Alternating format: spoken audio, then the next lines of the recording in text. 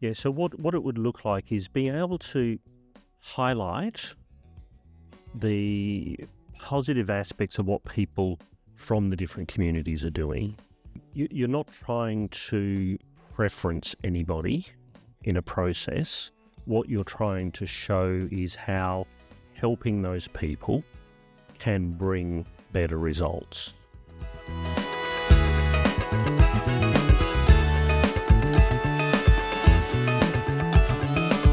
Hello everyone and welcome back to Tell Us All About It. Today's podcast is going to dive into the topic of diversity, equity and inclusion and the many ways people are building a more just and vibrant world. And I'm honoured today to be speaking to Janine Williams. By way of intro, she has over 35 years of experience with the IT and health sectors and is a passionate advocate for the LGBTIQA+ community. She's currently the operations manager for Queer and Diverse Pathways, runs her own consulting firm, Genie Consulting, and has an amazing background of achievements, including president of the Ellenbrook Rotary Club, Women in Technology Asia Advocate of the Year, winner of the Women in Technology WA Tech 20 Award 2021, a suite of other awards. She also established the WA Statewide Health LGBTIQA+ SB Action Group and was the past co-chair for that action group. On top of everything else, she's also the radio host of Beyond Labels with Genie and uses this platform to promote mental health awareness and acceptance for the LGBTIQA+ community and other vulnerable groups. She has a unique perspective on DEI issues, gained through personal and professional challenges, and she also ran a DEI workshop for the TALIS DEI committee recently, which I found was incredibly valuable and part of the reason I wanted to appear here on this podcast. Thank you for being back here, Janine. I'm really, really excited for this conversation. Thank you for having me here, Andrew. It's a real absolute pleasure to be here and with an organisation that takes this so seriously. Thank you. Could you perhaps, by way of introduction, tell us a little bit about yourself and what you're passionate about right now? Yep, so myself, I'm a trans woman who came out very late in life when I was about 49, but that doesn't mean that I didn't know that I was trans or what that journey was. That journey began for me probably when I was about in the 5, 6, 7 age group. But at that time there was zero visibility around. That was in the 70s. In fact, I was born in 1970 and that was in a country town. So there was zero visibility and that made it very difficult for me on the journey because I didn't even know what the word transgender meant. And through that time and through a lot of the, I guess you could say I wouldn't call it discrimination, but the lack of visibility and the lack of acceptance in a country town, I had quite a difficult journey going through. And what that built in me is quite a passion to try and make it so that other people and other children don't have to go through that same journey. Which was about 45 years of not really understanding or not really having that support or that visibility. That's right, yes. And at the times when I started to understand and tried to reach out and tried to explore, various things happened which then basically put me back in my box, which made me feel unsafe. They included some issues with sexual assault in my early years, and sorry to hear that. That's awful. Unfortunately, it's a very common thing that happens when people are going through this sort of journey and exploring. As I got older, when I first tried to research and explore what it was like to be a different gender, then most of the things that I saw were negative or they involved pornography, which again made me step back and say, this isn't something I can do. So that really built in me a desire to create some positive role models and positive examples for people, and that's where I'm at the moment. So this journey that you've been on and are still going through to some extent, although I guess it's a little bit more in the light than it has been, what were some of the meaningful moments for you in that journey that that have come up that you sort of could say and look back on and sort of say, that was, for me, that was a turning point? Or Yeah, one of the biggest turning points for me was in 2016 when we had the marriage equality debate and the plebiscite on that, and having the majority of Australians come forward and say that it's okay to be different and it's okay to be who you are. That's fairly much where I decided that, okay, I can now turn around and be myself. So that was the biggest step in my journey. It still took me another four years from that before I could actually truly get out and tell anybody. Yeah. And be your authentic self. And be my authentic self, yeah. Okay, so I wanted to ask you about some of the amazing work you've done in the advocacy area, and I think I already know some of the answers around this, but what drew you to that sort of work? Yeah, one of the big things that drew me to it is when I was reaching out for help as a mature age transgender woman, I found that there was pretty much nothing available for anybody who was over 25. And there's a few services available through organisations such as Transfolk of WA, but they fairly much stop at the age of 25. So there's very little in Perth available for anybody mature age. But also my earlier journey going through the younger life as well and not having those positive role models as well was also a big factor. Why would that be? I mean, it would strike me as something that encompasses the whole of the life experience. And now I'm relatively uneducated with respect to this, but why not the older group, the more mature group, and why so much focus on the younger groups? Yeah, a big factor to that is the way that our funding models work for organisations and for volunteer organisations. The government funding is all around, I guess, high-profile demographics. So one of the big things that is being focused on at the moment is youth mental health. Yes. So therefore it is the youth services which attract all of the support. Okay. So your advocacy work focuses primarily on the mature person? No, what we try to do is to bridge those gaps and actually bring all of the age groups together. Because for youth and from my journey through the youth, I saw no role models. So from a advocacy perspective, we're trying to build a support for the more mature people, but also use those more mature people as role models for the younger people going through to try and give an all-of-journey level of support. That makes a lot of sense. So in terms of that and I guess the work that you do, how do you bring all of that together? I mean, you've got to be very open. I guess you've got to be very transparent with your journey and your lived experience. How do you bring that sort of your whole self, I suppose, into the work you do? Yeah, one of the big steps to that is, I guess it's leaning in on your own vulnerability. Mm-hmm. It's about recognising the difficulties that I've had going through that journey and trying to bring that forward and trying to actually show that vulnerability to other people, because that's where people connect when they can actually see themselves in a journey.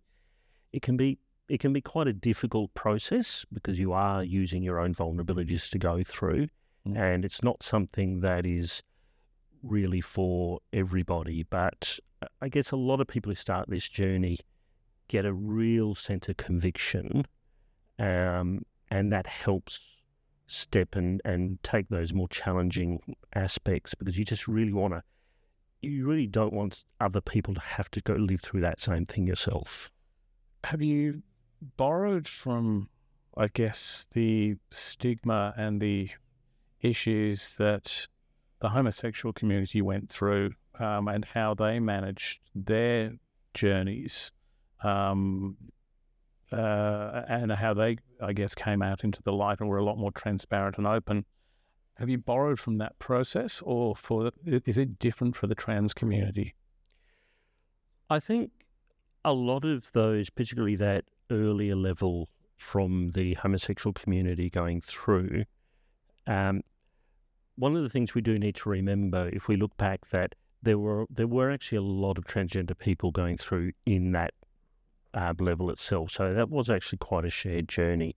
The original things which advanced the homosexual rights, things such as Stonewall in the US and the riots there, they were actually led by transgender people. So that is actually a very that's a very shared journey that goes through.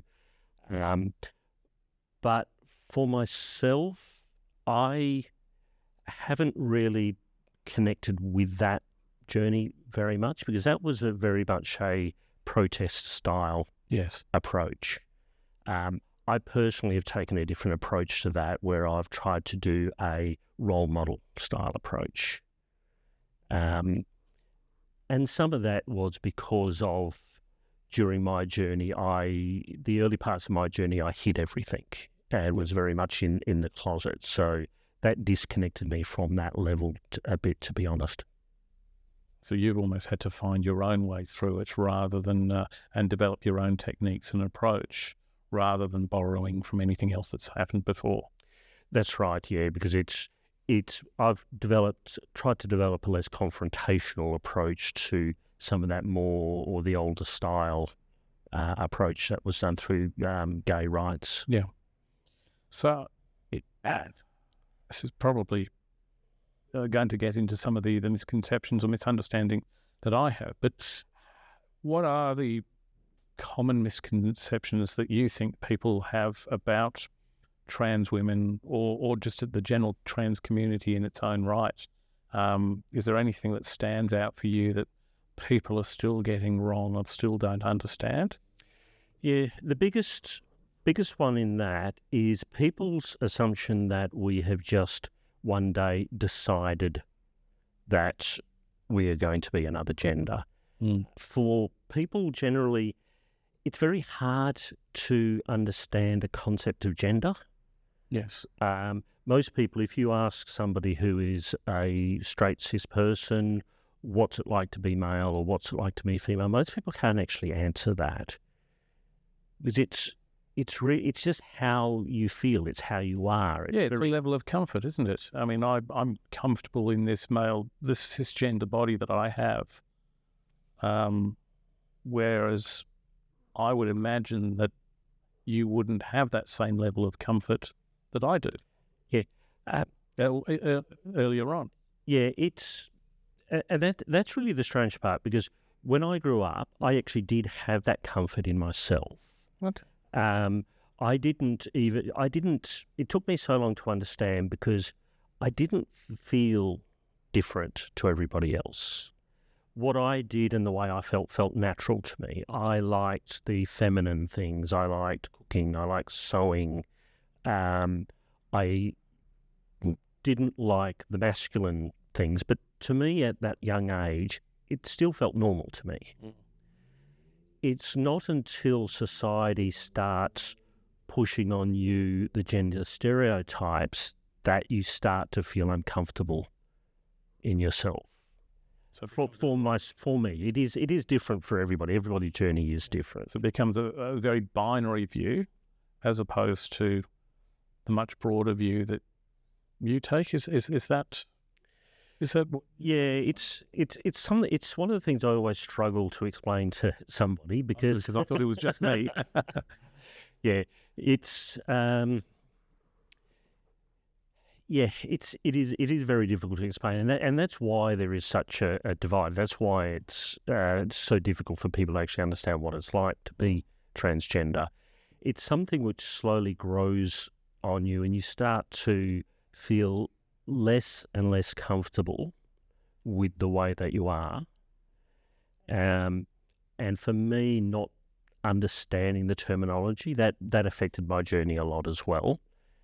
So it took me probably about 10 to 15 years before I actually really understood what was different. Before I understood that I was just not gay, for example. Yes. But there wasn't any single moment where I thought, oh no, I'm just a woman. There wasn't like a light switch moment or anything like that. It's really just, that's the way I was more comfortable with. And the more people tried to force me, or the more society tried to force me to being male, Yes. then the less and less comfortable I became. And so my gender dysphoria, for example, built up over a number of years. It wasn't something which suddenly came on. And is that, you said earlier that people have different experiences through that. Your experience is then perhaps different for somebody else who is trans woman or a trans man, in relation to, they might understand that and recognise that earlier on in their lives, whereas it took you a period of time to understand that yourself. So there's different experiences for different people? Yes, there are definitely different experiences. I like to say it's a journey which is the same but different. So there are definitely parts which most of us share in common. Mm-hmm. So most of us will look back on their life and say that a few years before they understood, they could see the signs. And some people will look back and they'll say that's as early as 4 or 5. Right. Where there is a big difference is in age. People going through that journey now do tend to realise a lot sooner, because there's a lot more out there. They can understand what their difference is. And that once you understand, that's when things start to happen really quickly. Once you actually realise, oh, okay, I can actually be something other than what I was, then things start to happen a lot quicker. So there's a catalyst for people that may trigger that a little bit quicker or a little bit slower, depending on that sort of experience.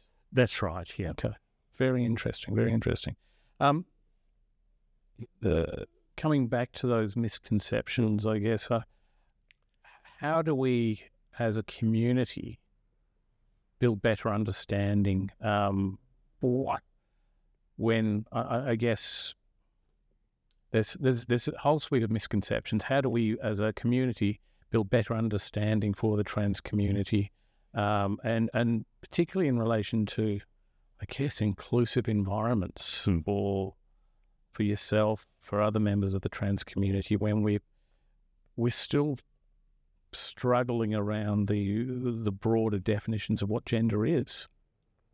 Yeah, I think the biggest one is that we need to understand that this isn't something which is a choice. It's not something which we've just one day woken up and decided we want to be. It is fundamentally about who we are. So most, if not all of us, have lived this through their life. Internally, we have had the same feelings as somebody in the gender that we identify.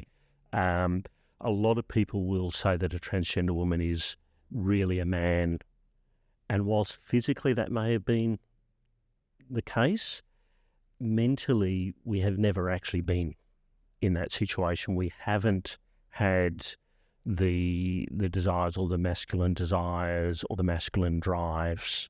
So when we are in public, we've got that feminine base regardless of what our gender was. So it's a big one that people talk about having when we go into women's spaces, for example. We are treated as if we are a man, and I hate to say the word a danger, because I don't believe that all men are a danger. No, but that is the stereotype which comes across. But from ourselves, we've had that internal sense of being female, and we are just as horrified as any other female about having men in our space as well. So if I could maybe distill it to something I understand, you've got a consciousness that is in the wrong body. The consciousness is yours, Yep. but it just happens to be dropped in the wrong body, perhaps. And you're making sense of that in some ways. Yeah, that's right. Yes, that's probably the closest way, and it's something which is difficult to. It's a difficult concept. It's a difficult concept for me to even come across myself. Yes. And this is where I was reading just recently. Obviously, there's this whole issue around the UK Supreme Court findings that have just come out, which has received way too much publicity from people such as J.K. Rowling over the last few years in terms of the Equality Act, and that women under that act are defined only by their biological sex. How does that affect you as a trans woman? How does that affect the community? And what can we do about that? Yes, that affects the community a lot. That particular ruling has caused a significant amount of distress And fear, I imagine. distress and fear across the board. Not quite so much the ruling itself, but it's given a lot of people permission to attack the community. Yes. And that's the biggest issue out there. You've got a lot of people who, up until now, have felt they've had to be a little bit restrained, and all of a sudden that restraint's gone. So now the online rhetoric in particular that has started up it's been quite difficult for me personally, just trying to listen to some of that, and I've someone who's trying to counter some of that rhetoric, which does draw more of it towards myself, and that I understand, but it's. I understand you feel uncomfortable about talking about it because it must be deeply, deeply personal and just sickening to have that sort of judgment against a suite of people who just want to be let be.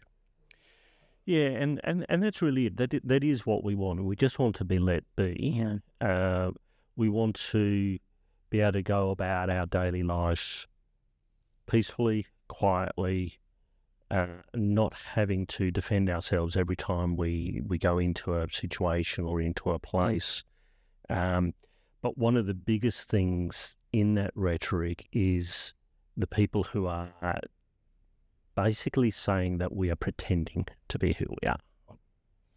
And that's one of the biggest issues, because that invalidates almost our entire life by that one statement. Yeah.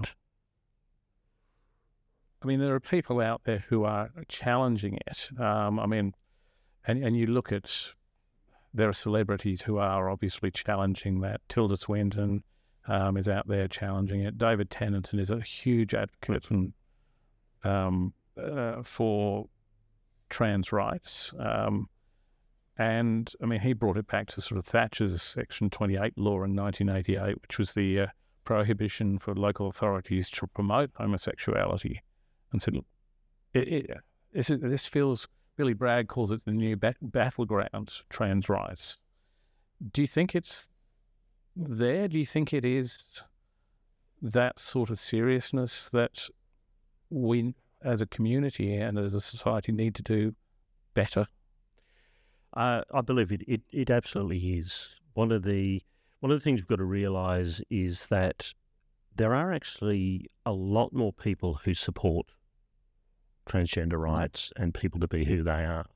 when I went out, I ran in the last federal election, I had nothing but support in that process. The problem is there is a small minority who are becoming more and more vocal, and that's being heard by a lot of undecided people. A lot of people who have never met a transgender person in their life, and that has to be challenged.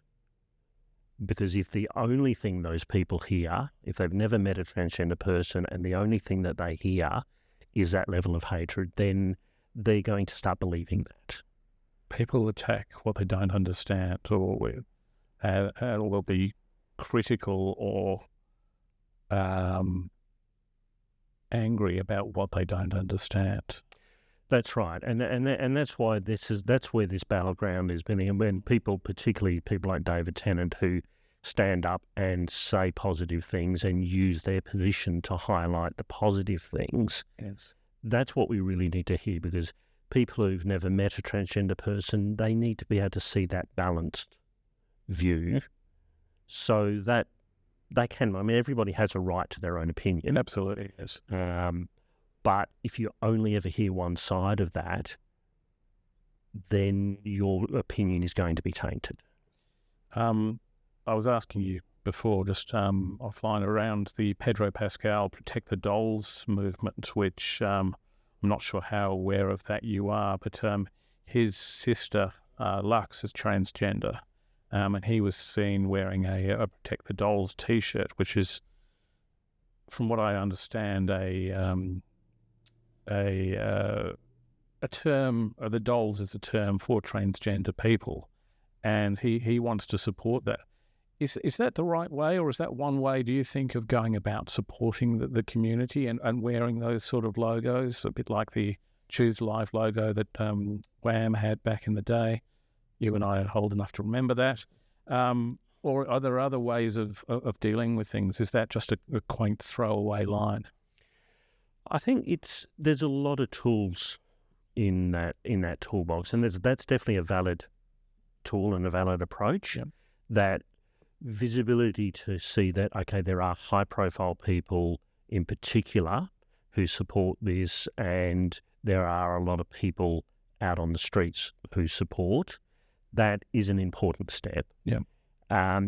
But we do have to be careful that we don't do too confrontational approach, because then that starts to polarize people a lot more as well. What we need is a level of support from allies such as that, some visible support, but we also need the positive role modelling. We need people to understand that transgender people are a positive influence on the world and not just a polarising influence.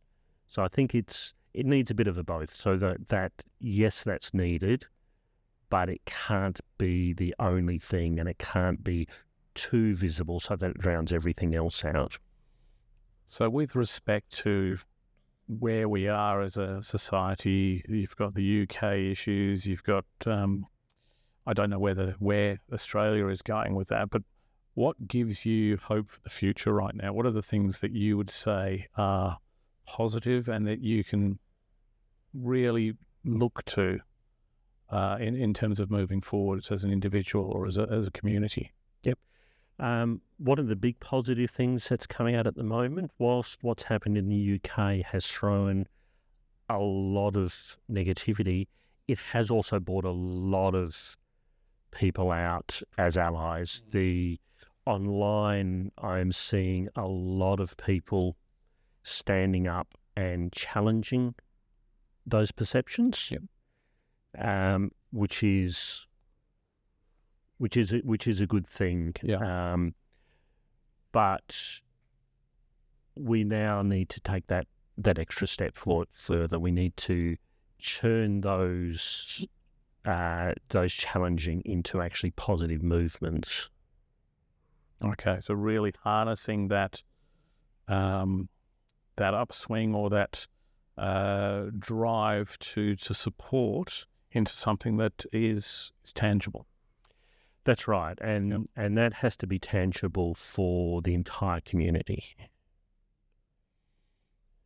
is when you say the entire community, the trans community, or for society as a whole? For society as a whole, because when people see one group, a lot of people will take a view that you're preferencing a group. So that's something that we do need Black to Lives Matter sort of situation. Oh, every life matters, but no, it's about highlighting the inequities.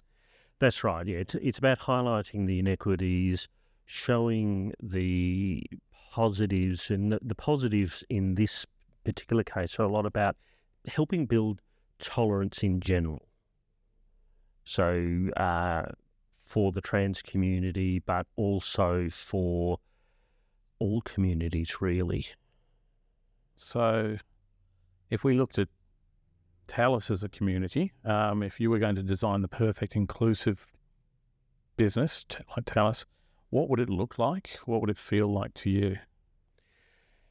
Yeah, so what it would look like is being able to highlight the positive aspects of what people from the different communities are doing.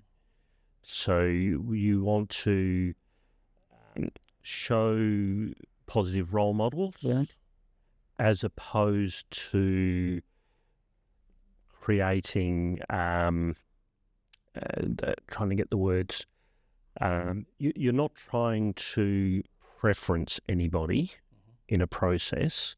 What you're trying to show is how helping those people can bring better results.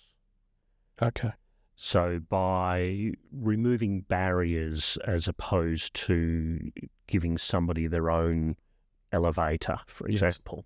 How can people who listen to this podcast, how can people who are involved with the trans community or know people within the trans community best support the work that you're doing? Yep. The biggest thing is to challenging misinformation. Is a really important step. That doesn't mean yelling at somebody and telling them that they're wrong. It means trying to put across in a calm way where information is being... What you'll find is that when people are trying to fight against something, and particularly at the moment, which has started coming from the Trump-style politics, is they will throw accusations which are not backed at all by any fact. Yep. So one of the big things is to challenge that, is to try and research yourself if you hear something and make sure it's actually true and don't echo things which aren't true, and to try and point people in the right direction for information that's countering that. So a big example is youth trans healthcare, puberty blockers. There is about 50 years of positive research and proof in the use of puberty blockers. Yet you will hear stories now of horror stories that are thrown out about harms to kids, but there is zero fact behind those. Puberty blockers have been used for cisgender kids for 50 years.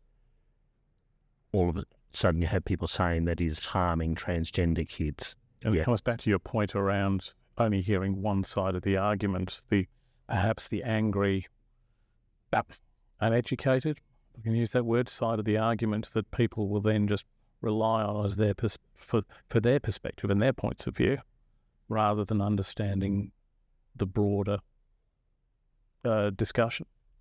That's right. And it's when an argument gets emotive, and that's one of the reasons why trans youth are used in the arguments a lot, because everybody wants to protect kids. Yes. So it becomes a very emotive argument. And during that emotion, people tend to believe what they've told and not actually go through and check the facts. Does that happen within the trans community, and particularly with the trans youth, I suppose, that they only hear one side of the argument and they're, well, aside from people like you who are involved in the advocacy side of things, if they only hear one side of the argument, that's what they're left to believe. Does that happen? It certainly does. I've had a lot of cases where I've had people, parents and trans youth, come to me because of my profile, and the number of ones where I've had particularly youth come to me and say, and they're scared. They believe that they are going to have access cut off, that there is no way forward. There's a lot of those cases because all they're hearing is the loud negative voices. One of the things that will go through there is to actually say, no, there's a lot of support that's there in the background that you're not hearing because it's not in the media. So it works both ways. And that's the part that we need to increase, is those positive messages so that people can actually see them and that counter and challenge the negative side. That's really, really important. And I was going to come back to that question about something you're proud of that people maybe don't ask you. I'm sure you've heard this before, but being where you are, being the advocate you are, and being able to tell your story, I think is something you should be very, very proud of, being so open about things. But is there one thing that maybe you've thought about that you are proud of yourself? Yeah, I think it is. I have had some young people come up, or more to the point, actually their parents, who have come up and said, it's amazing to see that you can actually be trans and successful. Yes. And for the parents in particular, that's important because they're worried about their kids, and a lot of them have started to believe that their kids won't have a successful life if they go down this journey. So I think that's probably the thing, that being able to be seen by the parents is probably one of the biggest things that I'm proud of. I think that's an amazing way to finish.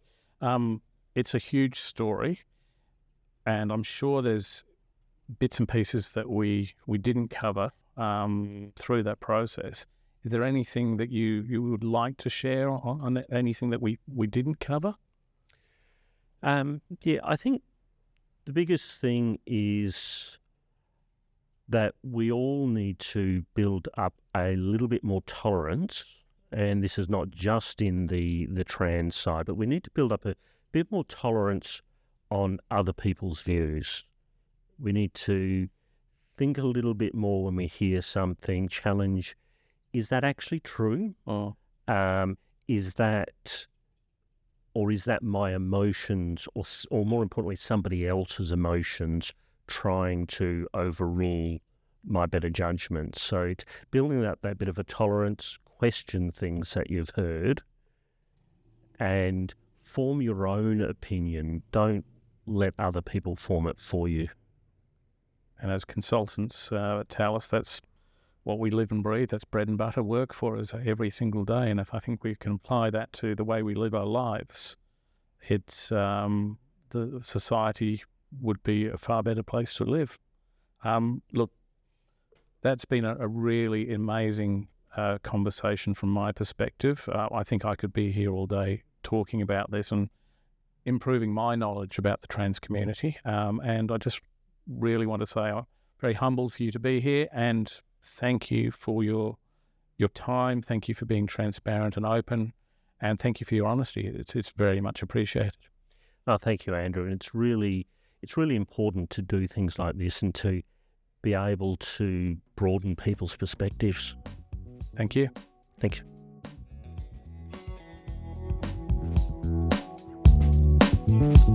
you.